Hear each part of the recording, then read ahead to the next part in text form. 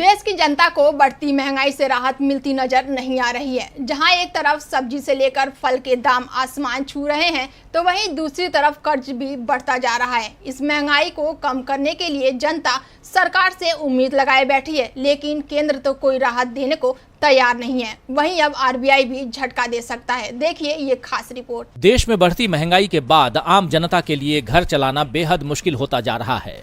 यहाँ तक कि मिडिल क्लास के सामने तो खाने को लाले पड़ रहे हैं। बावजूद इसके केंद्र सरकार राहत देने को तैयार नहीं है। वहीं अब आरबीआई भी झटके पर झटके दे रहा है।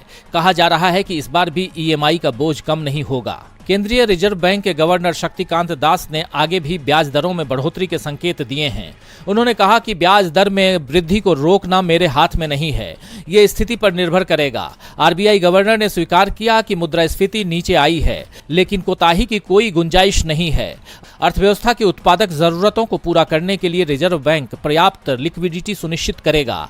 आरबीआई गवर्नर ने बैंकिंग सिस्टम पर भरोसा जताते हुए कहा, लिक्विडिटी और कैपिटल की मजबूत स्थिति और संपत्ति की गुणवत्ता में सुधार के साथ भारतीय बैंकिंग सिस्टम स्थिर और मजबूत बनी हुई है। उन्होंने कहा कि रिजर्व बैंक वित्तीय स्थिरता को कायम रखने के लिए अर्थव्यवस्था को पूरा समर्थन देगा। अब आरबीआई के गवर्नर ने तो साफ संकेत दे दिया है कि बेलगाम महंगाई नहीं रुकेगी, जिससे लोगों की मुश्किलें बढ़ेंगी।